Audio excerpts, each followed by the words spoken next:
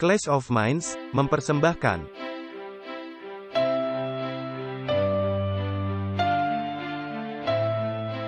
Walter Veith,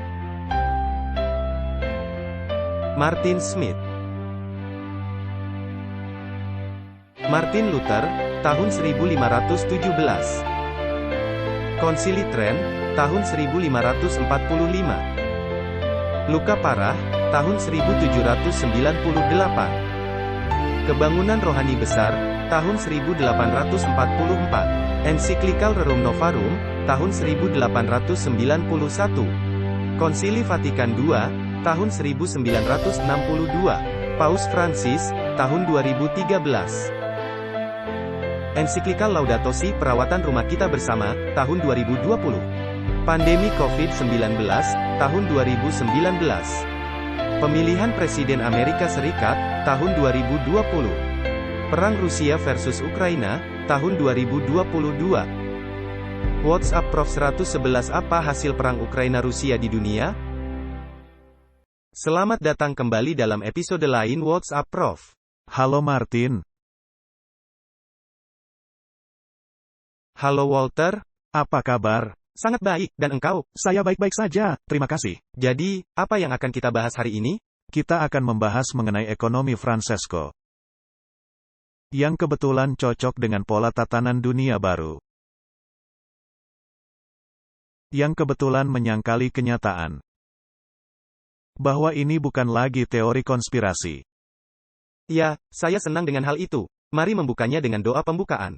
Bapa Sorgawi, terima kasih sekali lagi dalam mengumpulkan kami bersama-sama dan mendiskusikan hal-hal terpenting. Kiranya Engkau memberkati kami dan mencerahkan pikiran kami oleh Roh Kudus-Mu. Terima kasih. Di dalam nama Yesus, kami sudah berdoa. Amin. Tahukah Anda Martin, orang berkata, kita akan kembali ke dalam keadaan normal setelah pandemi ini berakhir. Sedangkan kita berpendapat, ini adalah permulaan dari jalan licin besar yang terjadi. Tetapi mungkin kita salah memahami, karena orang-orang berkata, ini adalah keadaan normal baru. Ya, memang mereka mengatakan sebagai riset, sedangkan kita mengatakan, ini akan merupakan jalan merosot menuju kepada kebinasaan. Jadi, Martin, kita selalu mencoba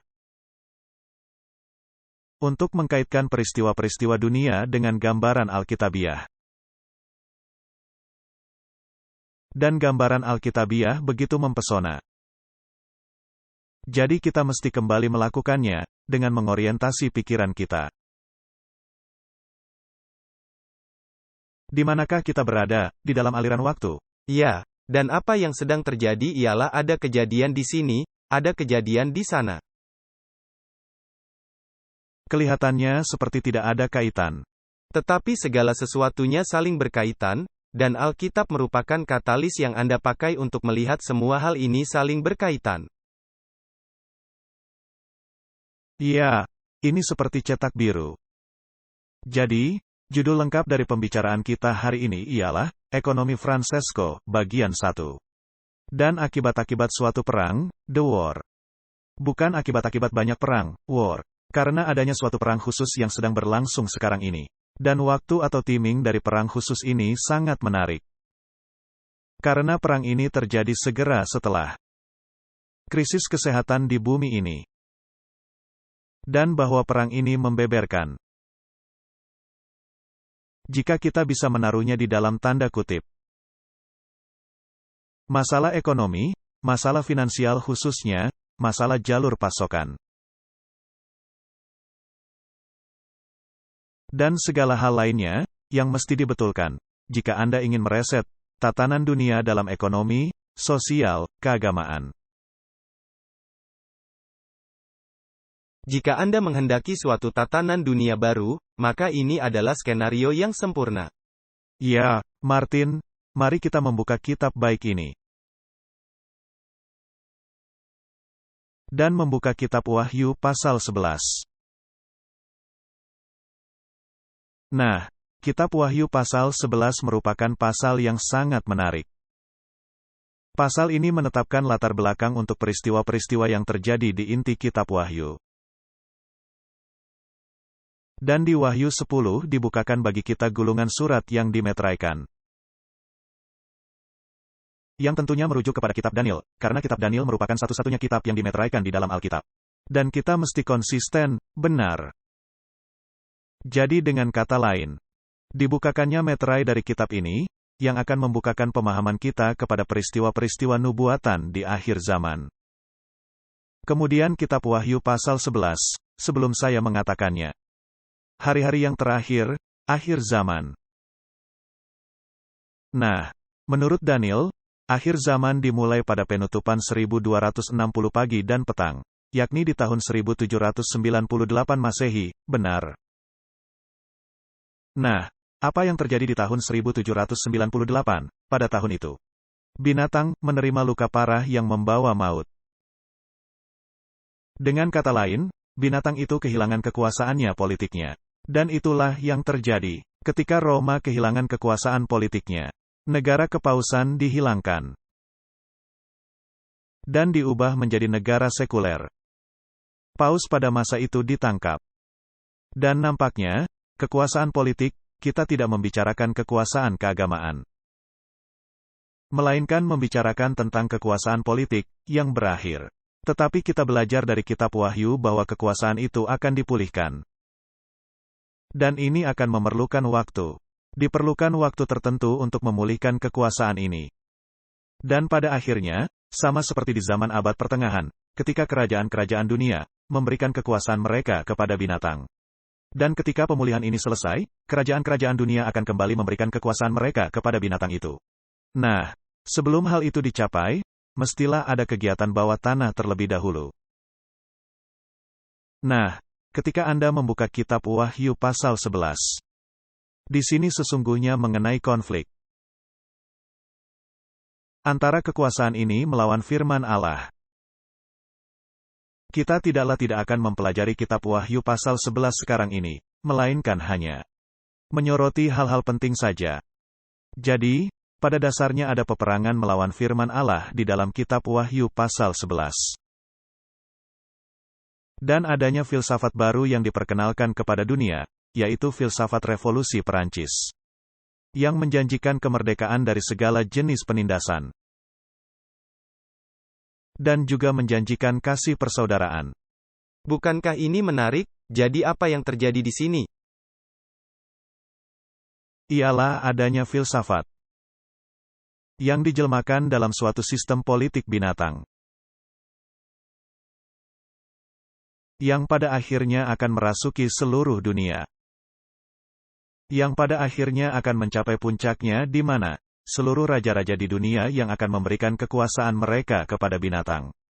Jadi ketika kita membaca di sini, peperangan yang melawan firman Allah ini akan mencapai puncaknya ketika firman Allah, pada dasarnya, dilenyapkan.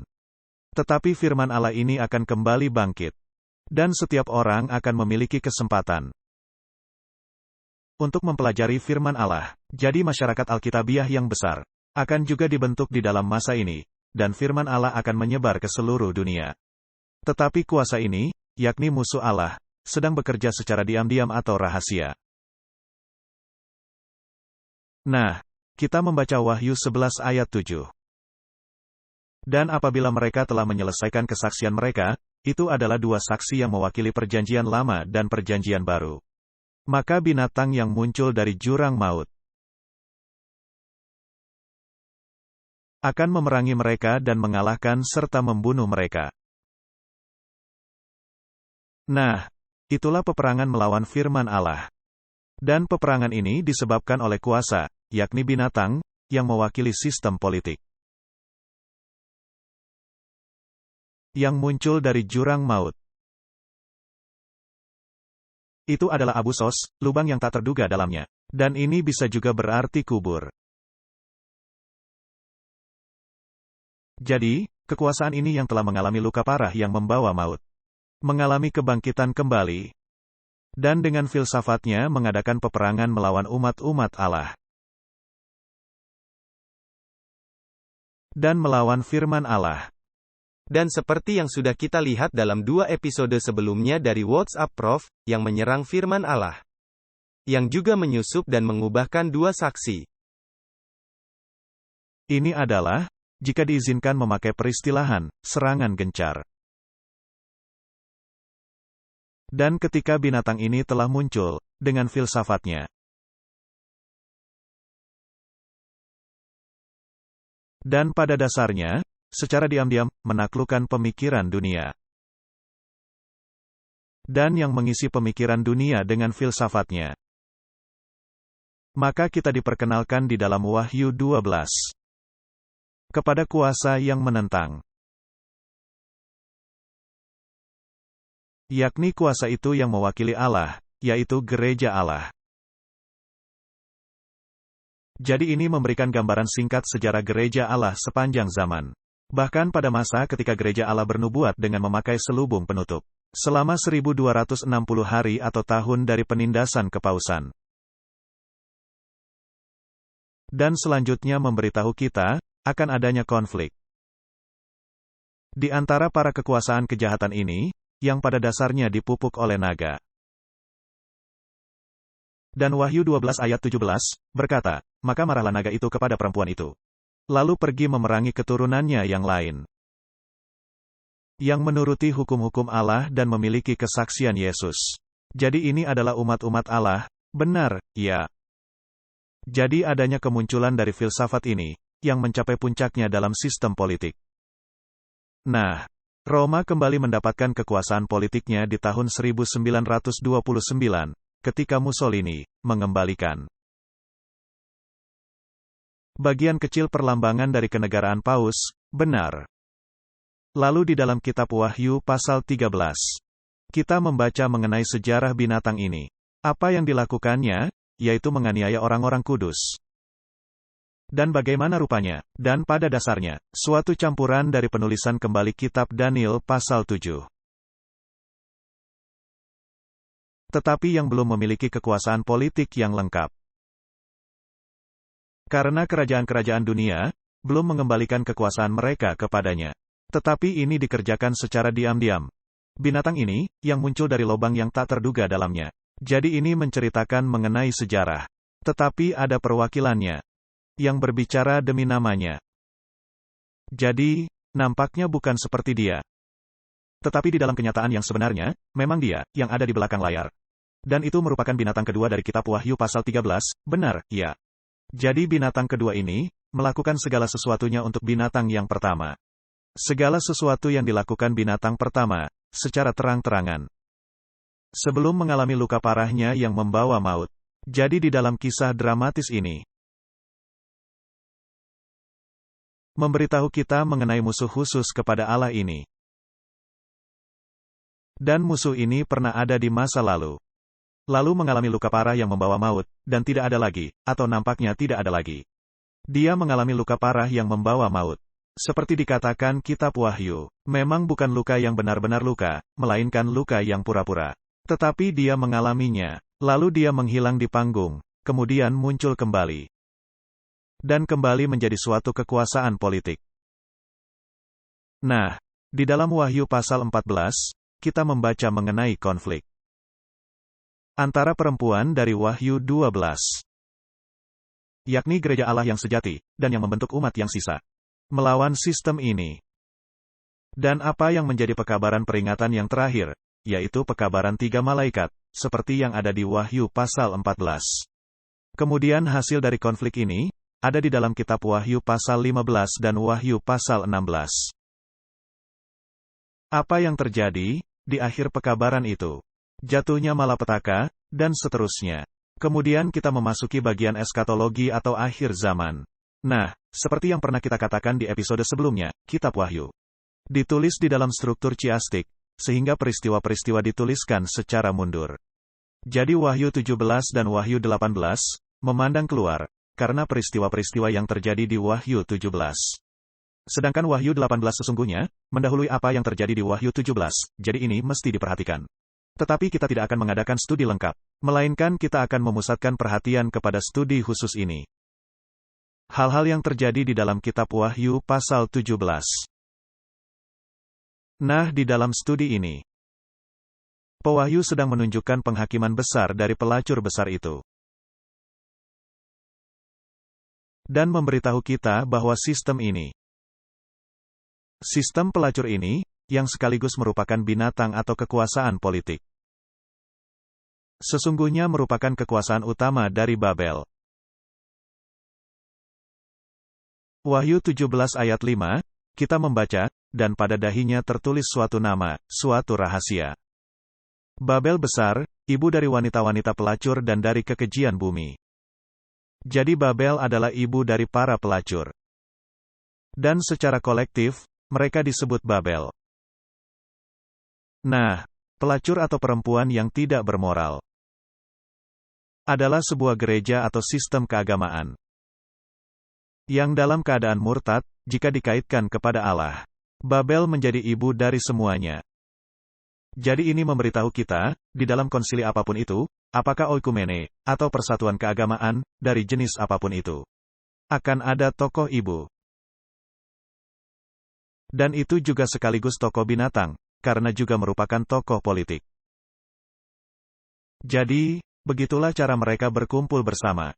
Dan ada perincian lebih lanjut mengenai perempuan ini, yaitu dia mabuk darah dari orang-orang kudus. Yang membawa kita kembali kepada kuasa tanduk kecil, Daniel pasal 7. Jadi, mestinya tidak ada pertanyaan, siapa tokoh ini? Benar, perempuan ini juga duduk di atas 7 bukit, yang merupakan gambaran tepat dan petunjuk yang tajam. Dan kita akan beralih ke masa, ketika perempuan ini telah melewati. Tahapan sekarang ada, tahapan tidak ada, dan tahapan yang akan kembali muncul. Dan sesungguhnya kita membacanya di dalam Wahyu 17 ayat 10. Yang berbunyi, ketujuhnya adalah juga 7 raja, 5 di antaranya sudah jatuh, yang satu ada dan yang lain belum datang, dan jika ia datang, ia akan tinggal seketika saja. Kita tidak akan melakukan studi Alkitab itu, yaitu mengenai urut-urutan yang tepatnya. Sudah ada studi lain, mengenai hal itu. Dalam Wahyu 17 ayat 11, dikatakan, dan binatang itu atau sistem politik yang pernah ada, dan yang sekarang tidak ada itu. Ia sendiri adalah raja ke-8 dan namun demikian satu dari ke-7 itu dan ia menuju kepada kebinasaan. Jadi ini adalah deskripsi singkat dari sejarah keseluruhannya. Dulunya adalah kekuasaan binatang. Dengan kata lain, dia akan mengendalikan kekuasaan politiknya atas raja-raja dunia. Binatang ini memasuki tahapan tidak ada, ketika mengalami luka parah yang membawa maut. Kemudian muncul lagi dari lubang yang tak terduga dalamnya itu. Lalu memerangi firman Allah dan umat-umat Allah. Seperti yang ada di dalam Wahyu pasal 12, khususnya mengenai umat yang sisa. Pekabarannya kemudian disebutkan, lalu kita bisa mengikuti hal selanjutnya di layar. Guna menyiapkan panggung untuk hal yang sedang terjadi.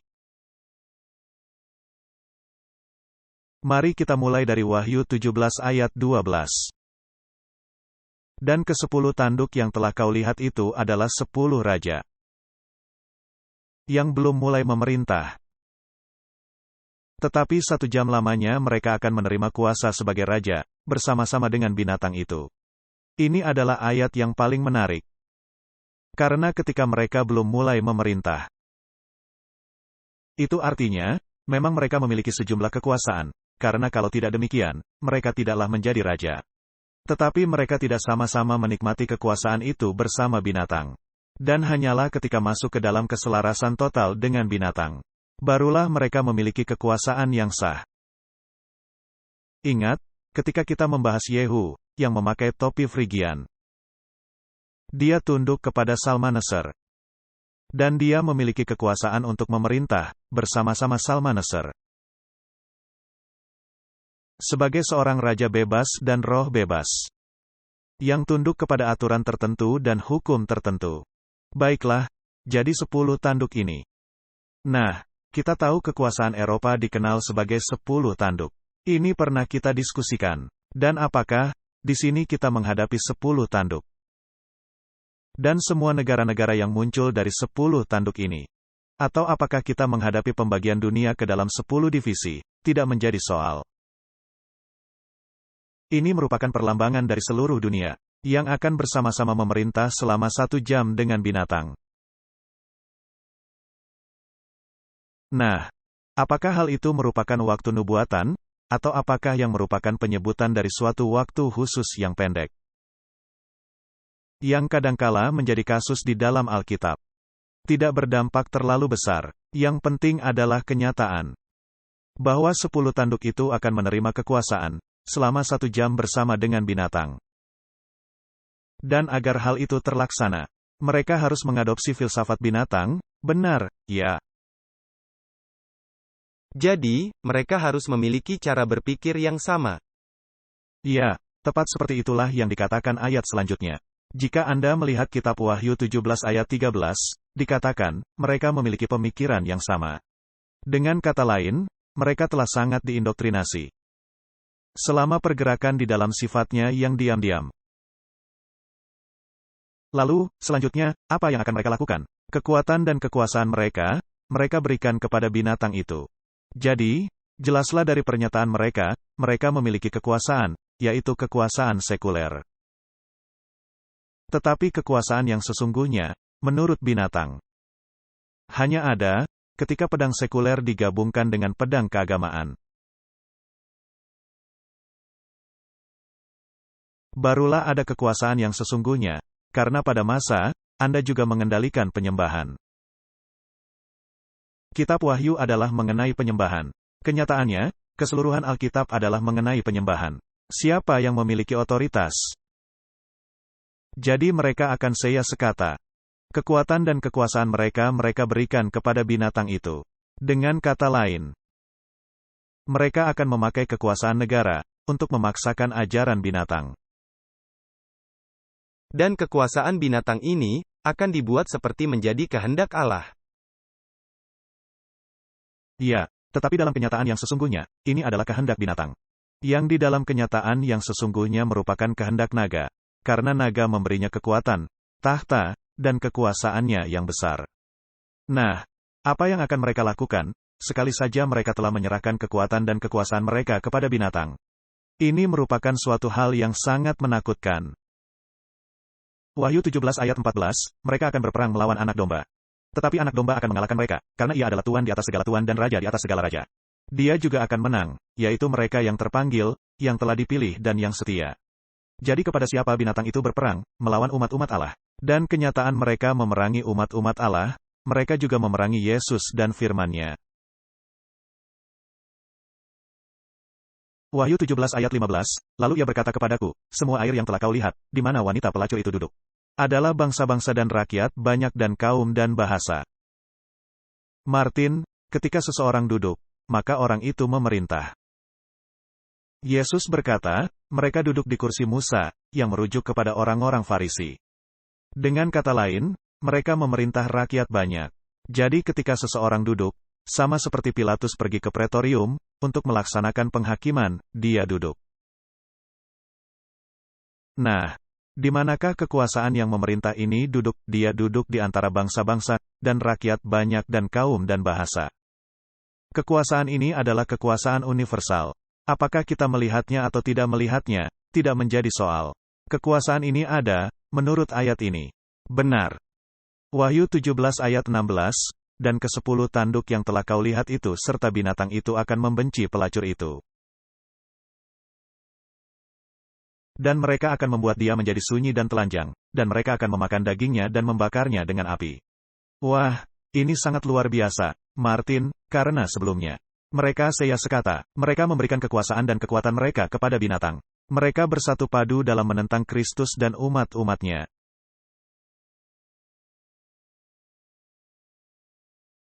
Dan mereka akan dikalahkan. Dengan kata lain, mereka menyadari telah disesatkan, ketika mereka dikalahkan. Karena jelas, binatang itu menjanjikan kemenangan bagi mereka. Tetapi kemudian mereka menyadari, mereka telah disesatkan, dan mesti mengubah sikap mereka. Sayangnya, perubahan sikap mereka itu sudah terlalu terlambat. Karena pintu kasihan sudah ditutup. Ini terjadi setelah penutupan pintu kasihan. Wahyu 17 ayat 16, dan ke-10 tanduk yang telah kau lihat itu serta binatang itu, yaitu mereka yang menyerahkan kekuasaan mereka kepada binatang, akan membenci pelacur itu. Dan mereka akan membuat dia menjadi sunyi dan telanjang, dan mereka akan memakan dagingnya dan membakarnya dengan api. Wah, ini sangat luar biasa. Nah, hukuman untuk perzinahan di dalam Perjanjian Lama adalah kematian dengan dilontari batu. Tetapi jika anak perempuan seorang imam, maka dia akan dibakar dengan api. Jadi hal ini memberitahu kita, pelacur ini ada kaitannya dengan keimamatan. Dia menjadi imam seseorang. Dia adalah anak perempuan seseorang, yakni naga. Yesus berkata, "Engkau memiliki Allah sebagai bapamu atau iblis sebagai bapamu." Karena Yesus berkata kepada orang-orang Farisi, "Engkau adalah sama seperti bapamu, iblis." Jadi pelacur itu adalah anak perempuan bapa itu, dan dia akan dibakar dengan api. Ini sesungguhnya ringkasan dari semua peristiwa akhir zaman. Mengapa? Wahyu 17 ayat 17, sebab Allah telah menerangi hati mereka untuk melakukan kehendaknya dengan saya sekata. Kembali di sini, kita membicarakan mengenai kehendak Allah, yang mengizinkan. Dengan saya sekata dan untuk memberikan pemerintahan mereka kepada binatang itu. Allah sedang mengizinkan hal ini. Dengan kata lain, Allah sedang mengizinkan. Apa yang akan kita bahas hari ini, di dalam episode ini. Allah memang mengizinkannya. Nah, kita bisa berseru atau berteriak semau kita. Ini adalah rencana iblis, tetapi Allah mengizinkannya. Mengapa Allah mengizinkan? Agar semua rencana iblis terkuak, dan menunjukkan siapa yang menjadi Allah yang sejati. Sebagai Tuhan di atas segala Tuhan, dan Raja di atas segala Raja. Dan untuk memampukan orang-orang dalam mengambil keputusan berdasarkan informasi. Jadi Anda tidak bisa menyangkal dan berdalih, "Wah, saya tidak tahu." Tepat sekali. Jadi ini mesti menjadi hal yang utama. Dan Allah mengizinkannya. Dengan saya sekata dan untuk memberikan pemerintahan mereka kepada binatang itu. Sampai segala firman Allah telah digenapi. Karenanya, bisakah kita mengambil kesimpulan, Martin, bahwa ketika raja-raja belumlah menyerahkan kekuasaan mereka kepada binatang.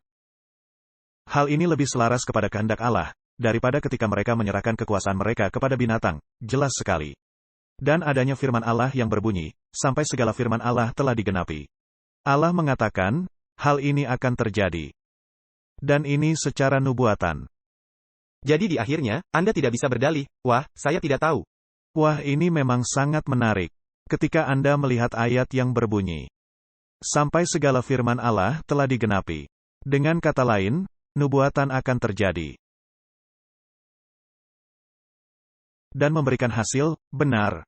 Nah, kita sudah memperbincangkan topik ini, selama bertahun-tahun.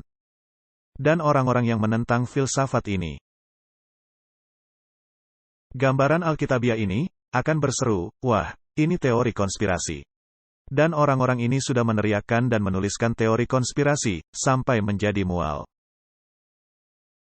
Saya bertanya-tanya, kira-kira apa yang akan mereka katakan, ketika konspirasi menjadi kenyataan yang tak terbantahkan. Oleh otoritas yang tertinggi, oleh kriteria Alkitabiah, dan memang menjadi kenyataan. Kemudian mereka tidak bisa menuntut, "Wah, maaf, kami salah." Maka kemudian akan adanya tangisan, ratapan, dan kertak gigi. Wahyu 17 ayat 18, dan perempuan yang telah kau lihat itu, adalah kota besar itu. Martin, hanya satu gereja yang disebut kota, bahkan oleh kalangan mereka sendiri. Dan itu adalah gereja Roma, yang memerintah atas raja-raja di bumi. Jadi, meskipun sekarang ini tidak nampak, dia sedang memerintah, karena kekuasaan belumlah diserahkan kepadanya. Dia memerintah. Ya, semuanya melakukan apa yang dia suruhkan. Mereka melakukan suruhannya. Ini adalah gambaran nubuatan. Dan apakah kita menyukainya atau tidak? Inilah kenyataan yang ada. Karena Allah mengatakannya demikian, maka itulah kenyataannya. Dan Anda tidak bisa mengabaikannya dengan begitu saja. Jadi dengan kata pendahuluan singkat ini, marilah sekarang. Kita menuju ke posisi di mana kita berada sekarang, di dalam aliran waktu, ya. Ini adalah situs National Catholic Reporter. Tanggal 29 Maret tahun 2022. Mengapa ekonomi Francesco bisa memperkembangkan suatu ekonomi baru dan menciptakan suatu dunia yang lebih baik? Martin, dari judulnya saja, apakah mereka sedang menciptakan suatu kerajaan di dunia ini? Ya. Lalu apa yang dikatakan Alkitab mengenai kerajaan dunia ini? akan dimusnahkan, dan yang tersisa hanya abu saja. Dan jika Anda menjadi temannya, Anda juga akan turut dibinasakan, karena Anda menjadi musuh Allah, oleh pilihan Anda sendiri. Ya, jadi hanya melihat judulnya saja, oleh National Catholic Reporter, akan memberitahu Anda, ini akan menjadi masalah serius, karena bertentangan kepada hal yang Alkitab katakan. Jadi bagaimana rupanya, dunia yang lebih baik ini, menurut mereka? Francesco di sini adalah julukan atau nama lain bagi Paus. Santo Francis dari Assisi. Idenya adalah untuk memperkembangkan ekonomi. Bagi abad 21, yang merupakan respon bagi tantangan-tantangan yang ada di zaman kita. Orang-orang Kristen, orang-orang Yahudi, orang-orang Islam, orang-orang Buddha, orang-orang Hindu, orang-orang Konghucu, para pemimpin suku, para ahli filsafat sekuler, berhenti di sana. Apa yang baru kita baca? Dia adalah ibu dari para pelacur. Dan apa yang dimaksud dengan pelacur? Yang menentang Allah, suatu sistem kemurtadan. Baiklah, para ahli filsafat sekuler telah berulang kali menemukan adanya cara pandang yang umum dalam menghadapi kepentingan umum bersama global, kebaikan bersama.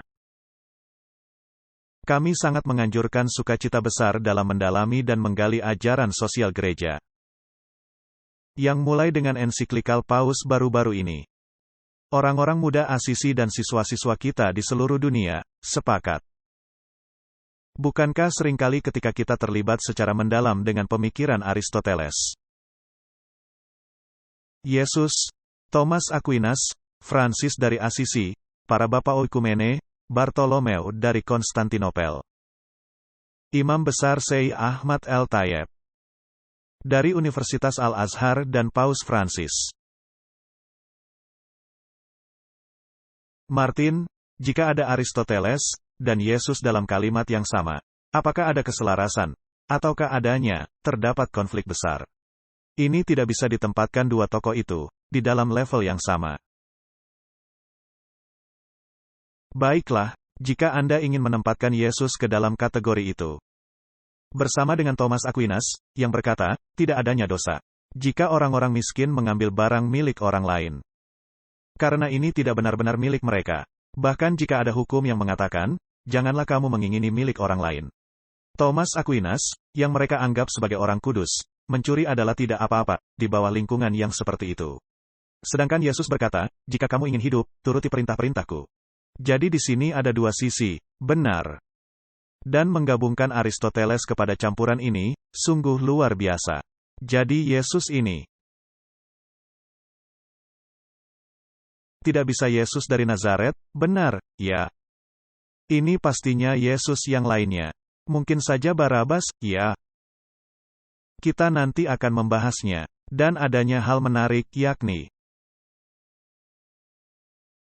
landasan yang mereka katakan, bahwa ekonomi baru ini bisa membawa mereka bersama-sama ialah dibentuk berdasarkan ensiklikal baru-baru ini dari Paus. Benar, yaitu ensiklikal Fratelli Tutti, mengenai persaudaraan, kasih persaudaraan.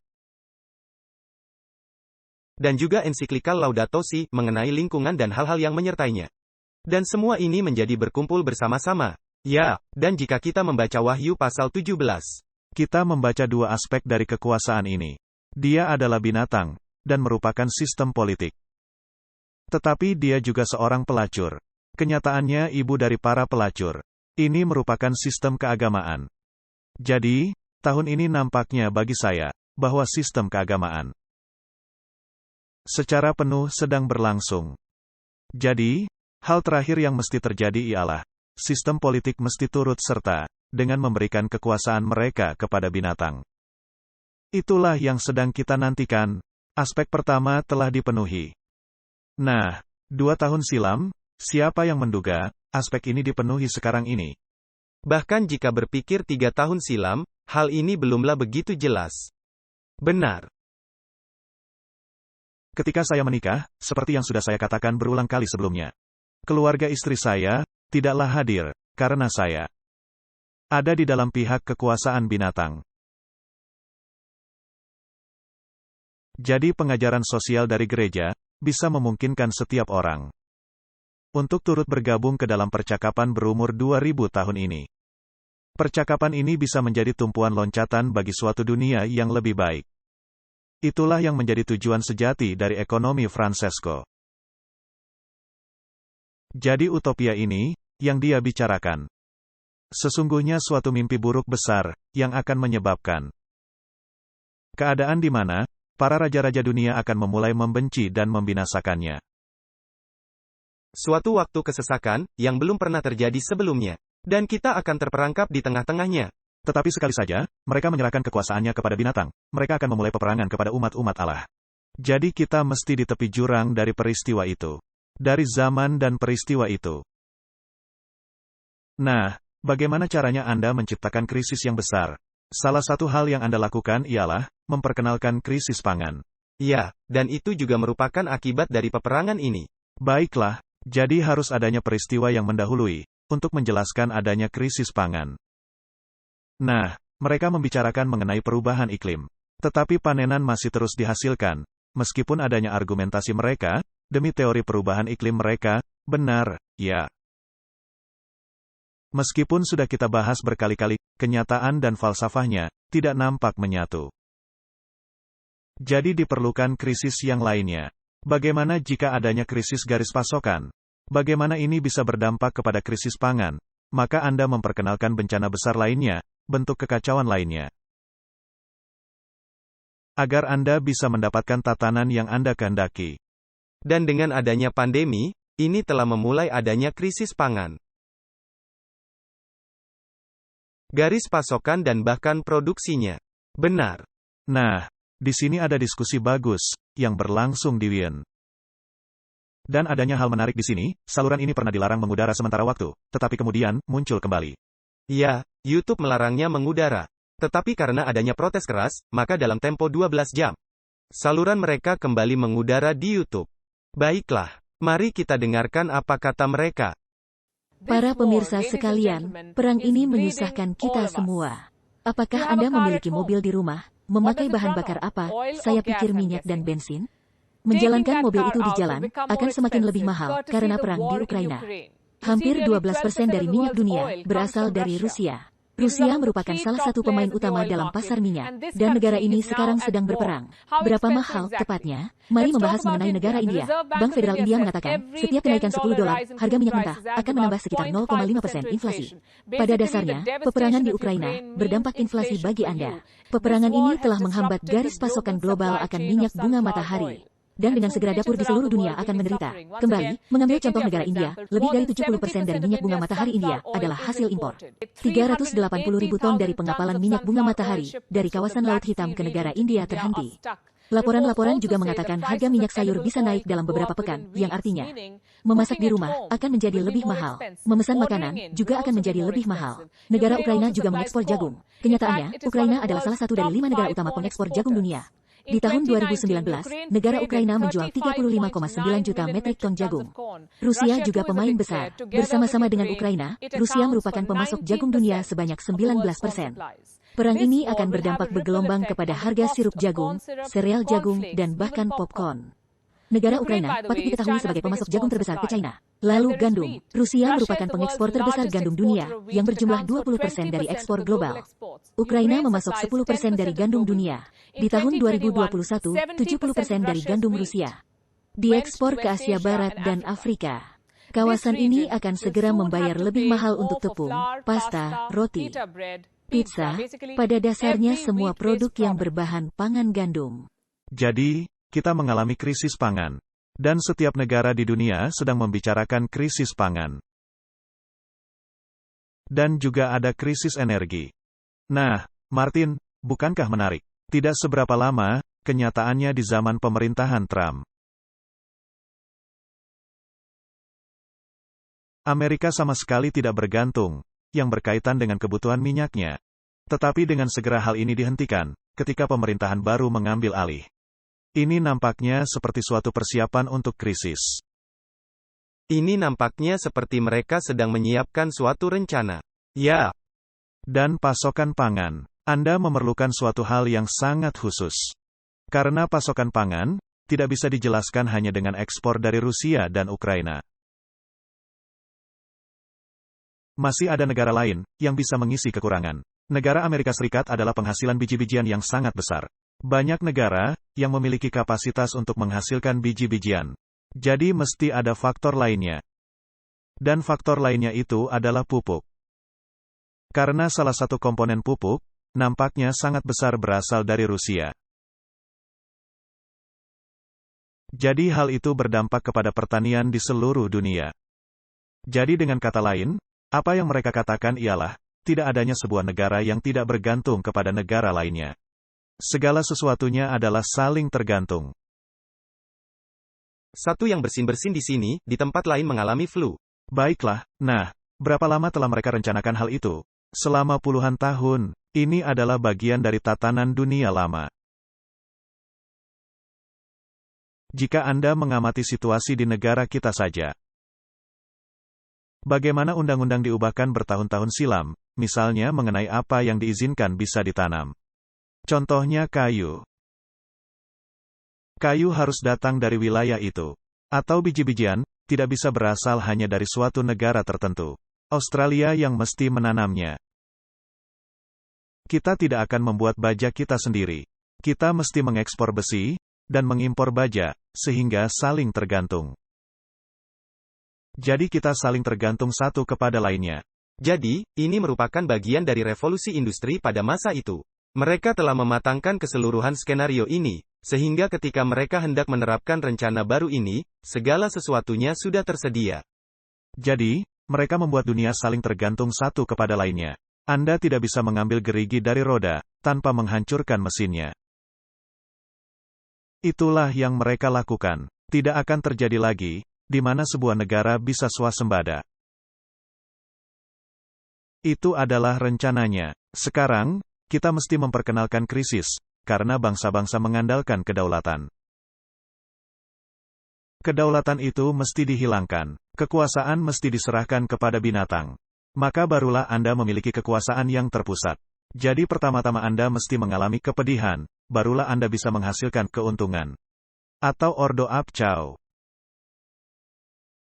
Baiklah, kita melihat, hal-hal ini mulai menggigit.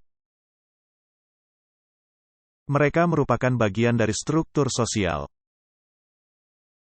Spanyol mengizinkan toko swalayan membatasi pembelian, untuk mencegah kelangkaan. Toko swalayan di Spanyol, dapat secara legal membatasi pembelian barang-barang oleh konsumen. Dari produk tertentu, di bawah suatu aturan baru, yang diterbitkan hari Rabu, dalam buletin resmi negara.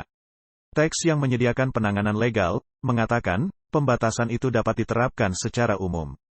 Dan ketika adanya suatu keadaan yang tidak biasa, atau force majeure, yang bisa dibenarkan.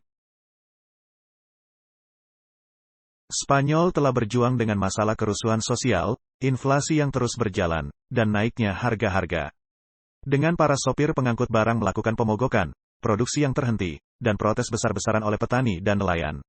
Harga energi yang meningkat tajam, juga telah membuat angka rata-rata inflasi Spanyol ke 37% tertinggi dalam setahun. Melompat ke 9,8% di bulan Maret, dari 7,5% di bulan Februari. Martin, apakah ini hanya sekedar masalah Spanyol? Bukan. Ini sesungguhnya masalah dunia. Ya, ini terjadi di negara manapun. Ya, seperti yang Anda katakan sebelumnya. Masih ada kepedihan mengenai hal ini. Dan kepedihan ini mesti menghasilkan keuntungan. Nah, saya pikir ini tidak akan bisa berhasil. Ambil contoh dua kepulauan Pasifik yang sedang berperang. Diperlukan negara adidaya untuk saling berperang. Atau yang berpotensi untuk mengadakan konflik satu sama lain, agar membuat hal ini berhasil. Dan dengan pandemi, di mana mereka bisa membuat jenis pembatasan, rationing, ini berjalan. Orang-orang menjadi hampir terbiasa dengan hal ini. Ya, mereka telah dikondisikan. Nah, ada faktor lainnya di sini. Ketika Anda memulai memperkenalkan kelangkaan, maka akan terjadi situasi panik. Nah, bagaimana jika Anda bisa memakai kelangkaan ini, juga untuk mengendalikan tingkah laku? Ini bisa terjadi. Jadi apakah mungkin, Anda bisa mengkaitkan hal ini sedemikian rupa? Sehingga Anda bisa mengendalikan tingkah laku sosial. Jelas, kesanalah kita sedang menuju. Baiklah, satu hal yang mesti Anda uji, ialah kepatuhan sosial. Jadi Anda mesti menciptakan suatu keadaan, di mana Anda bisa menguji kerelaan dari seorang warga negara untuk mematuhi suatu hal penurutan sipil. Dan saya pikir, mereka telah memperkenalkannya selama masa pandemi. Dan mereka memperkenalkan sertifikat yang memberi Anda akses ekonomi, atau pembatasan, sesuai pilihan Anda. Anda lebih baik selaras kepada binatang, kalau tidak, Anda masih memiliki pilihan. Tetapi jika Anda tidak selaras dengan hal itu, maka Anda membatasi diri Anda sendiri. Bukan mereka yang membatasi Anda. Iblis membenarkan pilihan itu, Martin, karena Allah melakukan hal yang serupa. Allah berkata, engkau bisa mematuhi peraturan-peraturanku, atau engkau akan dilenyapkan. Jadi, iblis mencoba melakukan hal yang sama. Dia berkata, engkau boleh menuruti perintahku, atau engkau akan dilenyapkan. Tetapi ada satu hal yang iblis tidak bisa lakukan. Hal pelenyapan yang dilakukan iblis, hanya sementara saja. Sedangkan hal pelenyapan yang dilakukan Allah bersifat tetap atau permanen. Majalah Time memberitakan, perang di Ukraina menimbulkan krisis pangan global terbesar, sejak Perang Dunia II, kata PBB. Jadi, ini bukan sekedar masalah di negara Spanyol. Ini bukan sekedar masalah di Inggris. Ini merupakan masalah universal. Pemimpin pangan PBB, memperingatkan di hari Selasa, bahwa perang di Ukraina telah menimbulkan bencana besar. Puncak dari semua bencana besar dan akan berdampak global. Melebihi hal yang pernah kita lihat sejak Perang Dunia II. Karena banyak dari para petani Ukraina, yang menghasilkan jumlah signifikan gandum dunia, sekarang ini sedang berperang melawan Rusia. Jadi biji-bijian dari Ukraina akan menghilang, dan semua negara-negara akan terdampak. Bahkan negara-negara yang menanam gandum mereka sendiri, atau biji-bijian mereka sendiri, terdampak. Ya, benar. Mungkin mereka mesti mengekspor ke negara-negara yang sangat tergantung kepada biji-bijian Ukraina.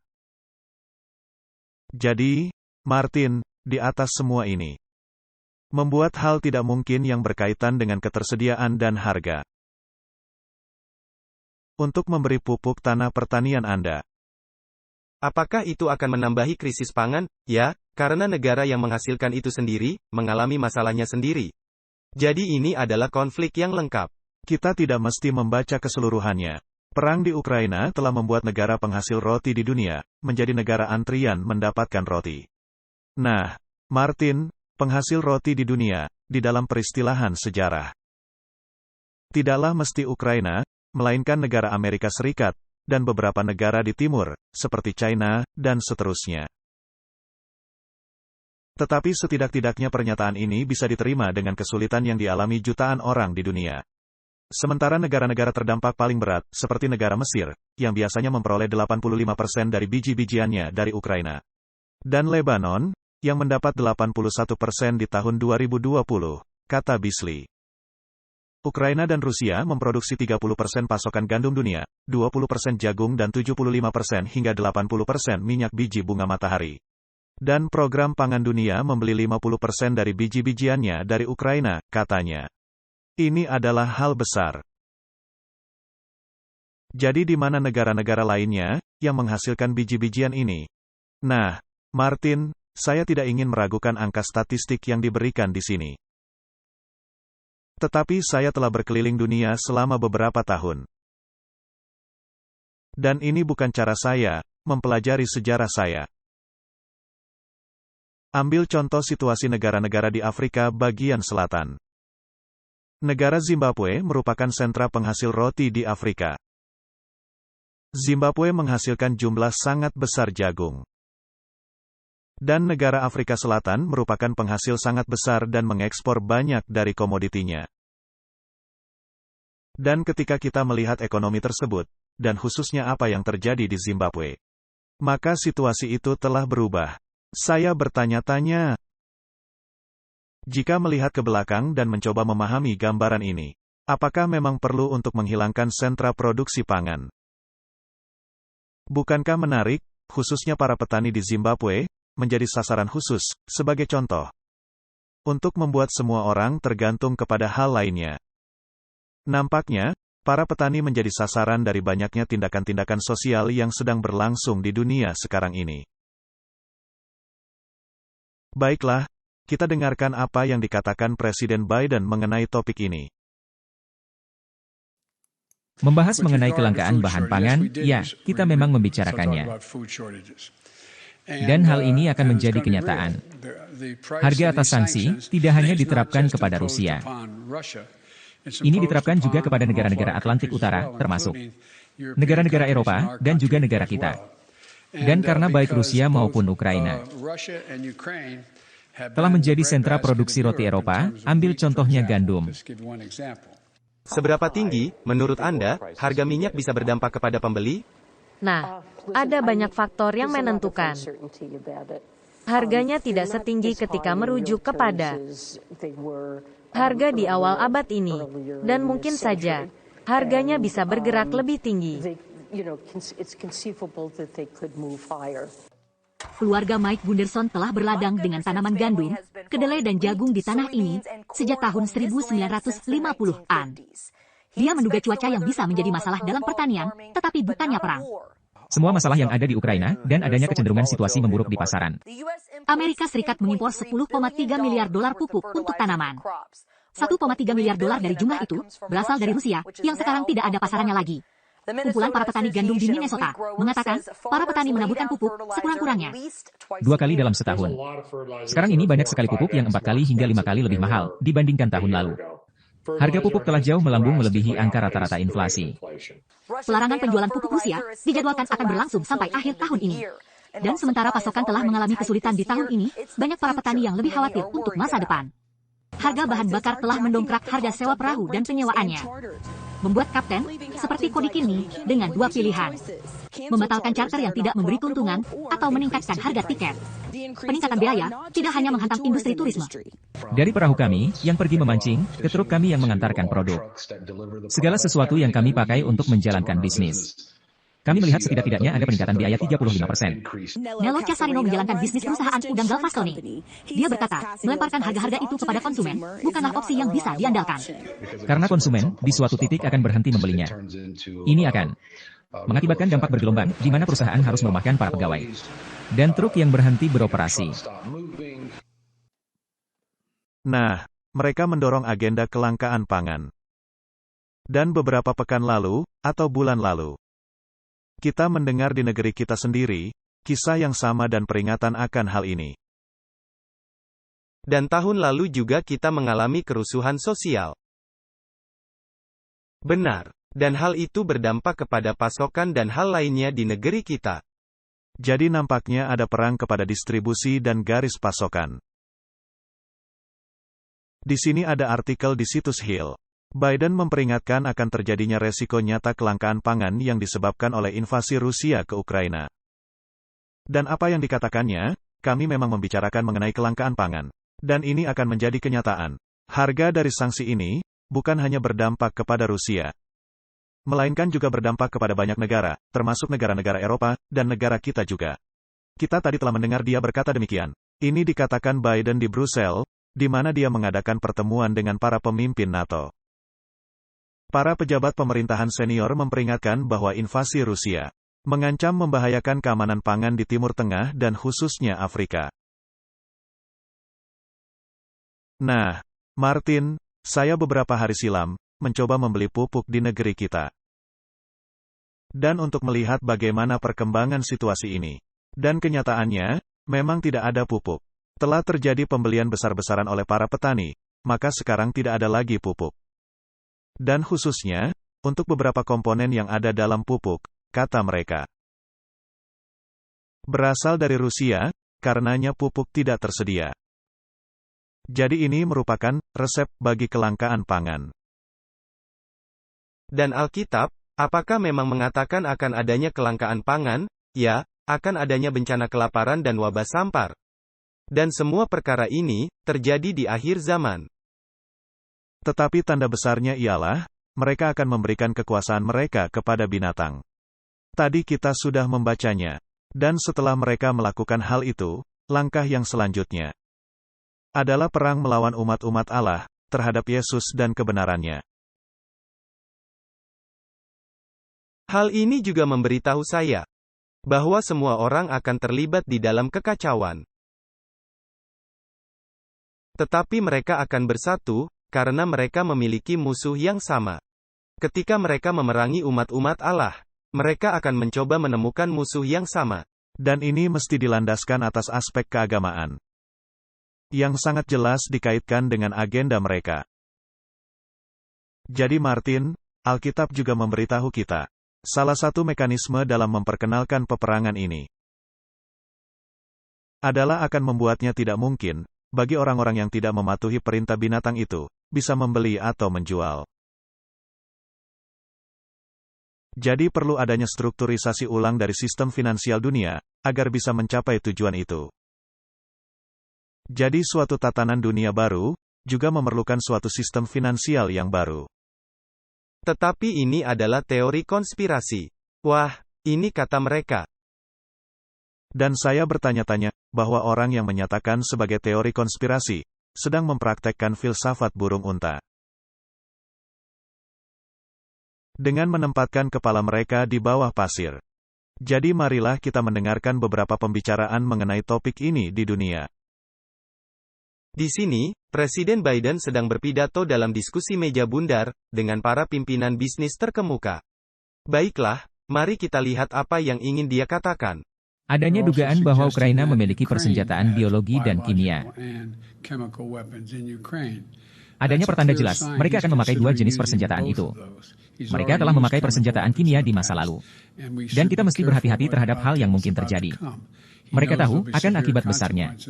Karena adanya front persekutuan. Tetapi poinnya ialah, ini nyata. Dan hal yang ingin saya sebutkan secara cepat kepada Anda sekalian.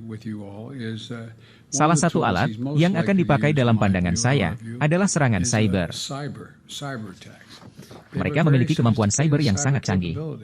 Tetapi hari ini, pemerintahan saya telah memperbarui peringatan.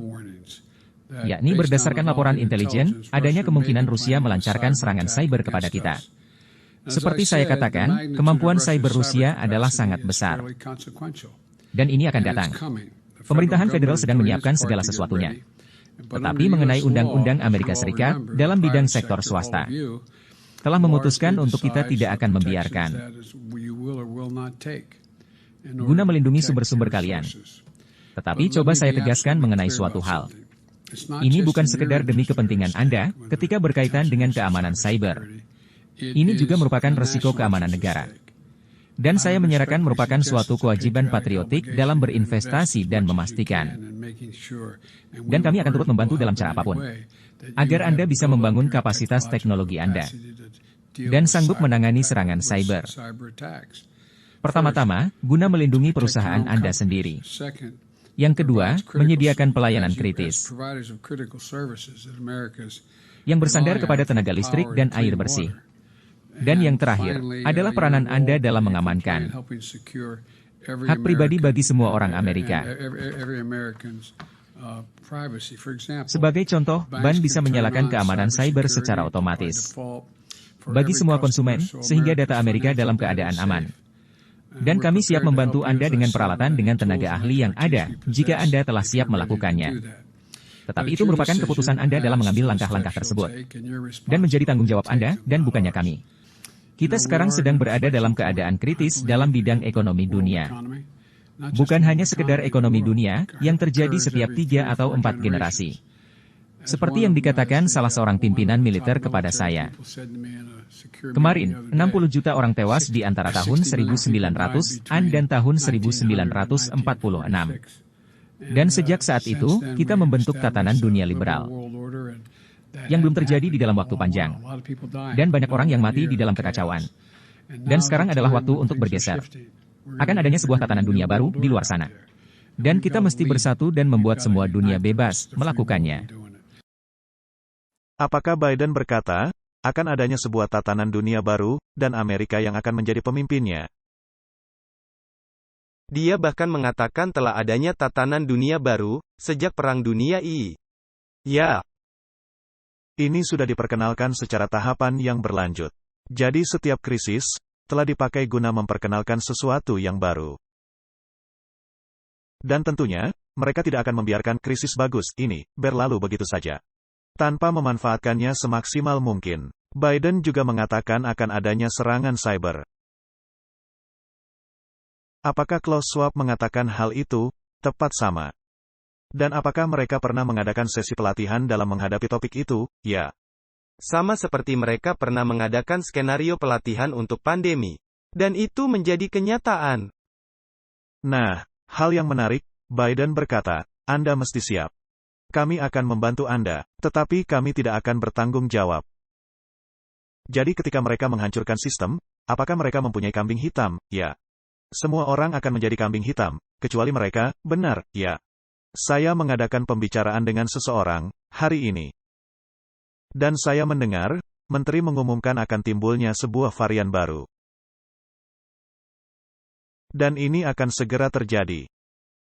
Dia menolak memberikan waktu tepatnya, atau melalui sarana apa. Dan kapan tepatnya waktunya. Tetapi ada hal yang sama di sini, akan adanya hal yang akan menimpa. Mereka menolak untuk memberikan waktu tepatnya, atau tanggal tepatnya. Tetapi itu akan datang. Memang kita telah melihat adanya serangan cyber yang terjadi.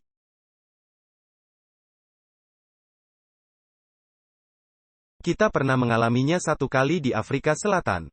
Salah satu perusahaan besar penyimpanan data di Afrika Selatan telah mengalami pembobolan cyber. Dan mereka mengirimkan email dan memberitahu bahwa data Anda bisa saja dipakai oleh orang-orang ini dan melakukan pencurian identitas. Jadi Anda ditipu. Nah, jika hal ini terjadi, bayangkan menaruh semua hal ini bersama-sama. Jadi adanya krisis pangan. Adanya krisis produksi yang berkaitan dengan pangan. Dan adanya krisis garis pasokan. Dan kita telah melihat, serangan cyber telah dipakai untuk menciptakan krisis pasokan, dengan adanya serangan di Amerika Serikat dalam garis pasokan minyak. Mereka bisa menyerang sarana pelistrikan.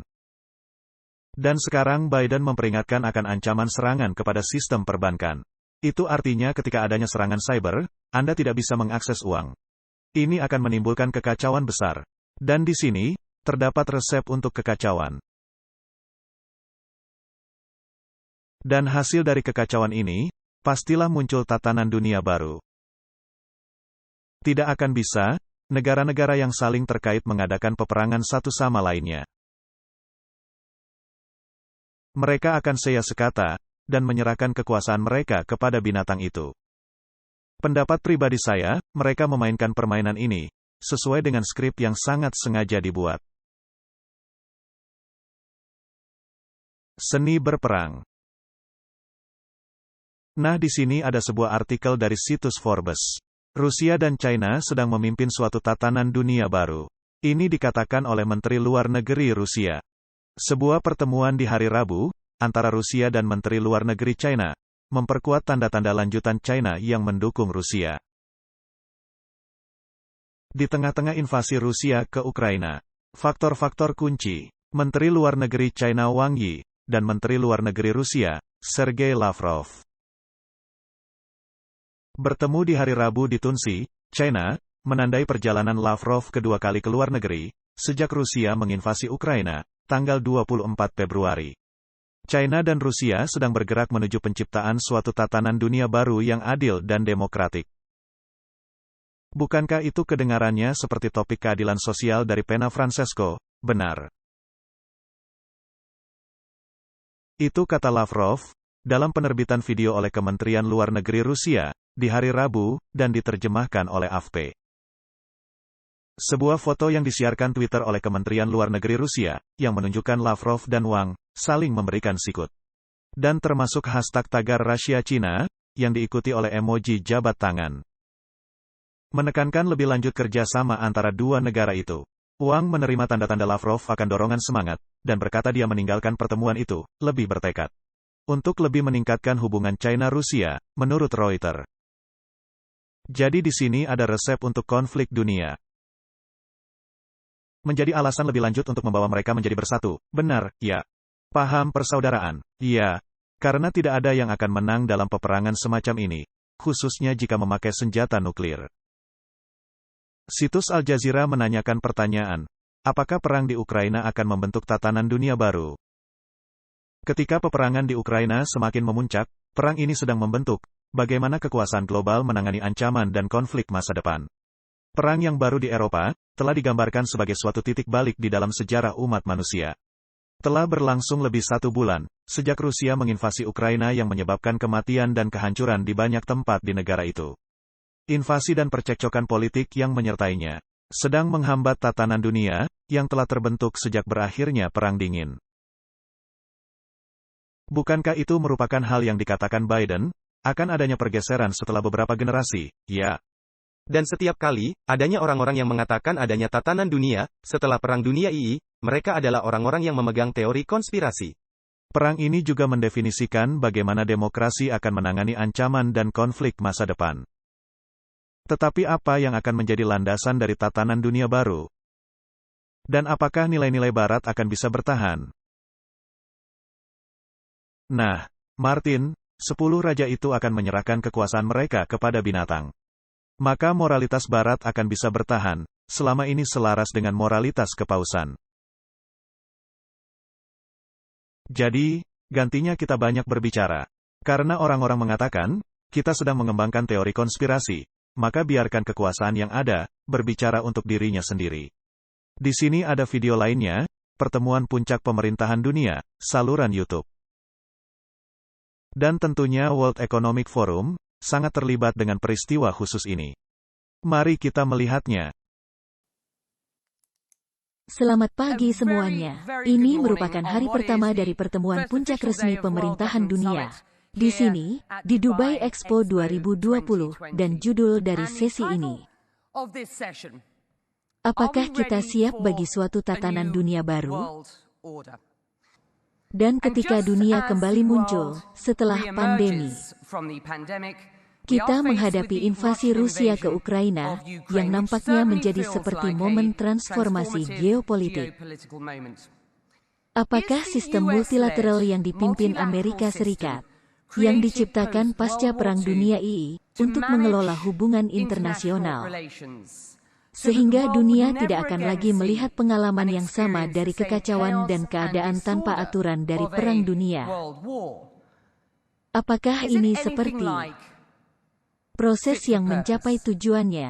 Dan jika tidak, apa yang menjadi alternatifnya, yang mulia? Apakah Anda siap untuk tatanan dunia baru? Ya, kerangka berpikirnya masih dari abad ke-19. Saya pikir ini adalah salah satu masalah yang kita hadapi dalam sistem internasional. Ini masih menyangkut paham nasionalisme. Ini masih menyangkut kedaulatan negara. Ini masih menyangkut memakai kekerasan atau tidak memakai kekerasan. Dan saya pikir ini adalah salah satu masalah terbesar. Dan saya pikir, di mana sekarang ini kita berada, yang berkaitan dengan pertanyaan Anda mengenai tatanan dunia baru. Anda bisa pergi ke dalam dua arah dalam perang ini, dengan Ukraina merupakan unsur penentu. Apakah hutan ada kembali, seperti yang dibahas ahli sejarah Bob Kagan? Dan kita bisa pergi menuju zaman yang lebih gelap. Atau kita bisa pergi ke zaman, karena kemajuan sains dan teknologi. Ini bisa menjadi zaman modern yang paling makmur, menjanjikan, berkembang, pencerahan, dan moderat yang bisa kita hadapi. Dan saya pikir, kita sedang berada di momen, ketika hal itu sedang diputuskan. Dan saya pikir, pentingnya masalah Ukraina. Ialah ini menjadi titik tumpu bagi topik ini. Dan bagaimana dunia menangani hal ini, akan memiliki konsekuensi jauh di luar Ukraina.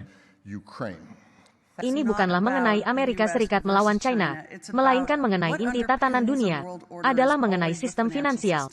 Saya memiliki kesempatan istimewa. Ayah saya adalah penasehat bagi Presiden Nixon, ketika menentukan standar emas di tahun 1971. Saya dibesarkan dengan pandangan betapa pentingnya struktur finansial yang mengatasi hal lainnya.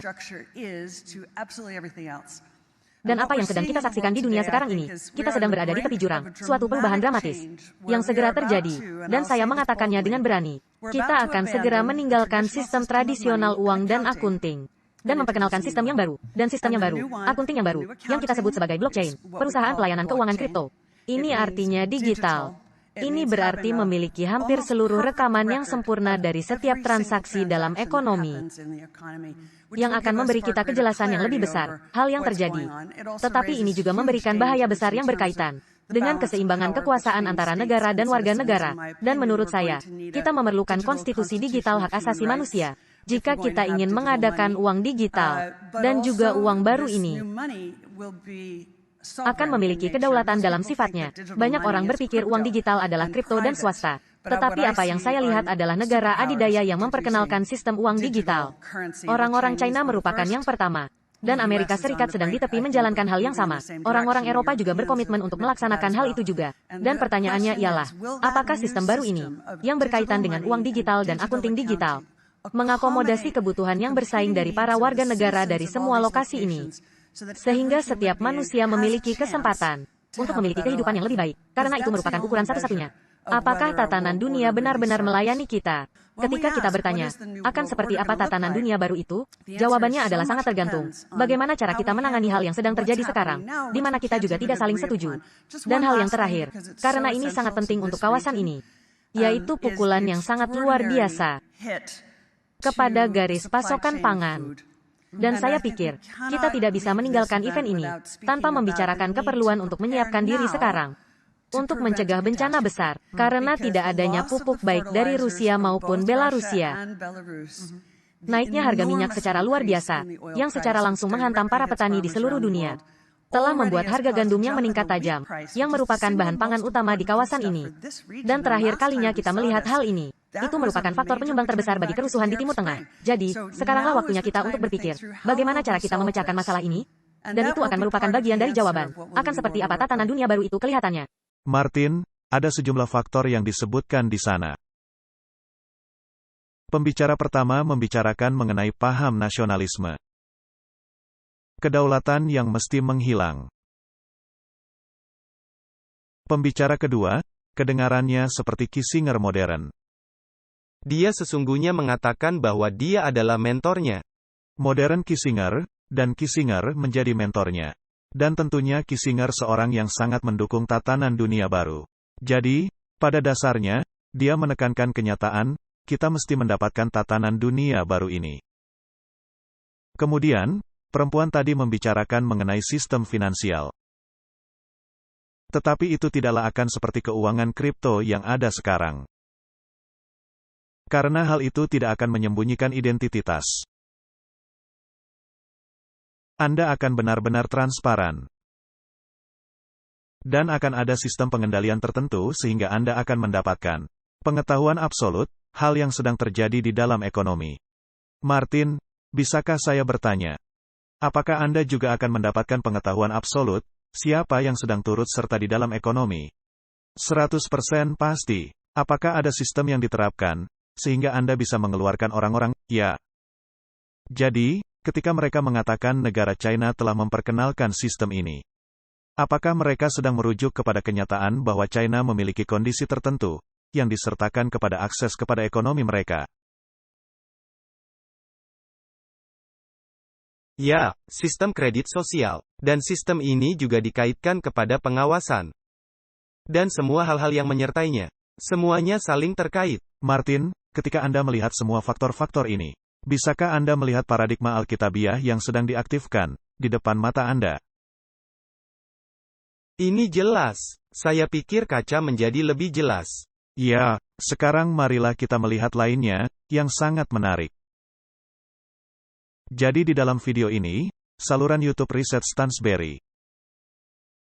Dia sedang merujuk kepada dokumen dari Fed, di mana mereka sedang membicarakan mengenai memperkenalkan jenis keuangan dunia ini. Benar, ya. Mereka ingin melakukan dolar digital. Ini adalah tepat seperti yang dirujuk oleh perempuan yang sebelumnya. Dan sekarang, kita hanya mengumpulkan semua fakta yang ada, dan melihat bahwa hal ini bukanlah konspirasi, melainkan hal yang sedang terjadi. Jika kita telah memutar video ini, sebelum video yang tadi, maka Anda bisa mengatakan, wah, itu konspirasi. Tetapi sekarang Anda bisa mendengar, langsung dari sumbernya. Sehingga sekarang Anda bisa melihat, bagaimana semua ini cocok. Dengan kata lain, Anda mesti menempatkan kuda di depan gerobak.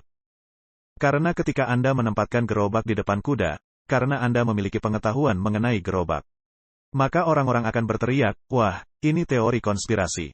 Baiklah, saya pikir apa yang Anda katakan itu, benar, Martin.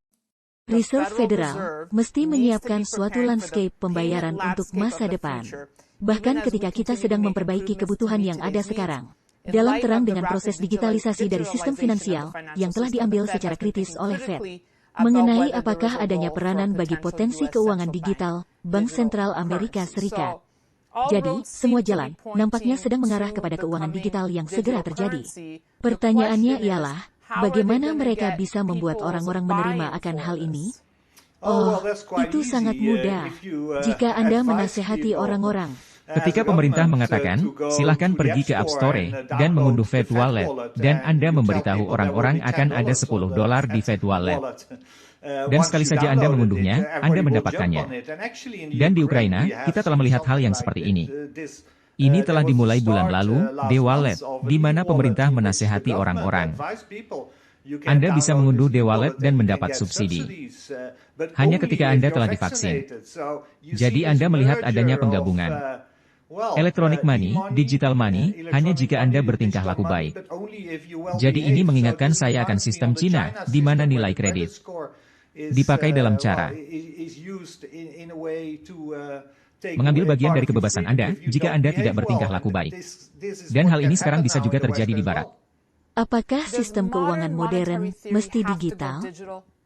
Ya, ini bisa membantu. Karena Anda memiliki uang yang sangat bisa diprogram.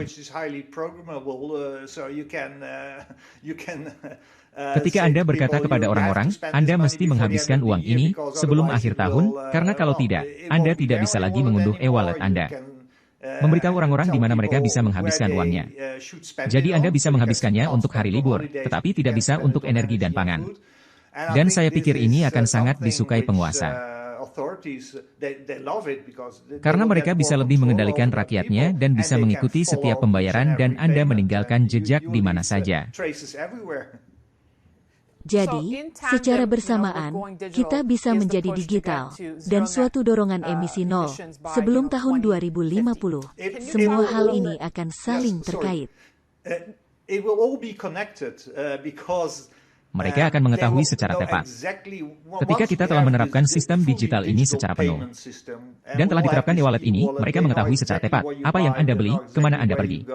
Dan mereka akan menghitung jejak kodua Anda. Dan ketika Anda membeli 20 tiket pesawat terbang, Anda akan dihukum dalam cara. Dan semua ini akan saling terkait. Mereka akan memberitahu Anda, ini semua diperlukan guna memerangi perubahan iklim. Dan semua ini adalah mengenai pengendalian dan mempertahankan sistem dunia Fed yang ada sekarang, yang berpusat kepada dolar. Dan tentunya banyak hal yang dipertaruhkan di sini. Dari Sekretaris Umum PBB, Antonio Guterres yang mengatakan, 5 hal terpenting yang mesti kita perangi di seluruh dunia sekarang ini. Nomor 1, memerangi COVID, mentransform sistem finansial dunia. Apakah yang terlibat di dalam hal itu, Willem? Kita mesti mengubahkan keseluruhan sistem keuangan. Kita mesti bergerak ke fase selanjutnya, saya menyebutnya sebagai reset monetari. Dia ingin mengorganisir konferensi Bretton Woods yang baru. Dengan 20 negara terkemuka di seluruh dunia. Dan ini mengingatkan saya akan IMF yang menerbitkan halaman web yang baru, atau bagian dari halaman web mereka, di bulan Oktober tahun 2020. Yang menghimbau untuk momen Bretton Woods yang baru, tetapi yang tidak memberitahu kita mengenai apa semua ini. Dan ini juga mengingatkan saya akan sebuah pidato oleh Janet Yellen, atau sebuah wawancara. Dan Sekretaris Bendahara itu mengatakan, kita mesti siap membangun suatu ekonomi global, dari bawah ke atas, di dalam suatu struktur dunia yang baru. Lalu adanya pidato oleh Mark Carney di Jackson Hole di bulan Juli atau Agustus, tahun 2019. Dan dia menghimbau untuk sebuah sistem monetari global untuk menggantikan dolar, menurut Financial Times. Pidato ini masih ada di halaman web Bank of England. Dia dulunya Gubernur Bank of England, tetapi sekarang sudah pensiun. Dan Mark Carney juga mengatakan akan adanya perubahan dari sistem monetari yang tidak berkesinambungan ini. Dan saya mengikuti banyak dari pidato ini, karena dia adalah ujung tombak dari semua pergerakan ini. Dan dia memberikan pidato lainnya, di tahun 2020, di mana dia mengatakan, dunia memerlukan suatu sistem finansial baru yang berkesinambungan. Untuk menghentikan perubahan iklim yang terus berlangsung. Martin, kita tidak perlu menambahkan apa-apa lagi kepada video tadi, benar? Apa yang bisa kita tambahkan ialah, kita sudah mengatakannya. Ya, karena ini kita sudah katakan, dalam waktu yang lama. Baiklah, mari kita ringkaskan. Kita memiliki sistem yang akan beralih ke digital. Sistem itu dimonitor secara penuh. Dan adanya kemungkinan atau hal yang sangat pasti, jika saya boleh mengatakannya demikian. Jika kita berlandaskan kepada Alkitab, suatu sistem kredit sosial, di mana Anda akan dipaksa untuk menuruti suatu kondisi tertentu. Perubahan iklim akan menjadi salah satunya. Perubahan iklim, seperti yang pernah kita katakan, dikaitkan juga kepada skenario keagamaan. Ini ibarat lem, dan ini dikaitkan kepada tanda binatang. Semua hal dikaitkan kepada hal itu. Dan karenanya kita memiliki skenario lengkap untuk melihat penerapan nubuatan Alkitabiah untuk akhir zaman. Suatu pertentangan antara hukum-hukum Kristus dan raja-raja dunia, karena mereka akan berperang melawan anak domba dan melawan umat-umat Allah. Jadi ini adalah peperangan di antara dua cara berpikir. Nah, ada satu hal yang sangat menarik bagi saya. Jika Anda ingin menghadapi dunia, dan berkata, kami ingin memperkenalkan suatu keuangan baru, di mana kami akan menentukan, apa yang akan Anda beli, kapan, bagaimana dan bahkan jika Anda boleh membeli. Apakah akan ada kerusuhan di dunia? Wah, sangat pasti. Apakah akan ada pembangkangan sipil di dunia? Pastilah akan adanya kekacauan. Jadi memperkenalkan dengan cara itu, tidak akan berhasil. Bagaimana kalau melakukannya dengan cara kebalikannya, Martin? Bagaimana jika Anda memperkenalkan suatu kehancuran total ekonomi? Mungkin Anda memakai cara yang diduga, pandemi, untuk meruntuhkan suatu keadaan ekonomi. Kemudian memperkenalkan perang, untuk meruntuhkan infrastruktur lainnya dan garis pasokan.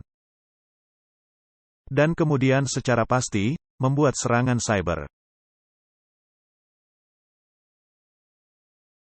yang menghancurkan perusahaan-perusahaan, mungkin sistem perbankan, mungkin menghancurkan kehidupan orang-orang dan sumber kehidupan orang-orang, dan memperkenalkan bala kelaparan dan keruntuhan sistem finansial secara menyeluruh. Dan kemudian guna mengatasi bencana besar ini, Anda melangkah masuk sebagai seorang pahlawan. Dan Anda memperkenalkan suatu penghasilan mendasar, basic income. Ya, bagi keseluruhan semua umat manusia. Seperti yang dikatakan orang tadi, unduhlah e-wallet. Tetapi untuk hal itu, tentunya Anda mesti memulihkan suatu kegiatan cyber. Kemudian Anda memperkenalkan e-wallet, dengan adanya uang di dalamnya, di mana Anda bisa mengakses, dengan syarat Anda mesti mematuhi suatu persyaratan tertentu. Dan persyaratan itu bisa status kesehatan, atau bisa saja status keadaan iklim, yang bisa dikaitkan dengan status keagamaan, dengan penyembahan. Maka barulah Anda bisa mengakses e-wallet ini. Kemudian mereka akan memberitahu Anda, agar e-wallet Anda aman. Kami mesti menentukan, apa yang dibeli orang-orang dari e-wallet ini, dan mereka juga tidak bisa mencurinya dari Anda, karena merupakan niat baik kami. Dan kegiatan baik kami untuk memberi Anda, e-wallet ini. Kami akan memperkenalkan suatu sistem digital, yang mengendalikan Anda sepenuhnya, sehingga Anda bisa merasa aman. Kemudian Anda memperkenalkan kekacauan, dan menghasilkan solusi. Jika Anda melakukan kebalikannya, ini akan dilihat sebagai musuh, dan akan ada kekacauan, dengan tidak adanya solusi. Lalu akan adanya skenario lengkap. Bagi penggenapan nubuatan, saya juga ingin menambahkan, tidak ada hal yang bisa dilakukan orang-orang. Ini akan terjadi. Mau tidak mau, ini sudah dinubuatkan. Jadi untuk orang-orang skeptis di luar sana, dan orang-orang yang selama bertahun-tahun meneriakkan teori konspirasi, dan kepada orang-orang yang berpikir, wah hal ini tidak ada kaitannya dengan suatu sistem keagamaan, di mana Alkitab mengatakannya sebagai ibu dari para pelacur. Saya mengusulkan, kita menunggu bagian 2 dari diskusi ini. Bisakah kita menutupnya dengan doa? Ya. Bapa Sorgawi, meja telah disiapkan. Para pemain peran sudah duduk di meja. Dan jika kita memahami kitab Wahyu, dan memahami kitab Daniel, maka kita mesti menduga, bahwa para pemain peran, meskipun nampaknya mereka menjadi pihak yang bertentangan di meja, sesungguhnya, mereka duduk di meja yang sama, dan yang sedang menyiapkan suatu serangan gencar terakhir, melawan anak domba dan umat-umatnya. Tolonglah kami agar berdiri kokoh. Di dalam nama Yesus, kami sudah berdoa. Amin. Diproduksi oleh Clash of Minds.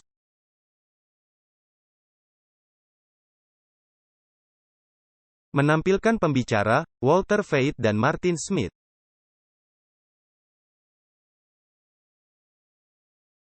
Terima kasih kepada semua pihak yang telah dengan limpah mendukung dengan dorongan semangat, doa dan sumbangan finansial. Untuk keterangan lebih lanjut,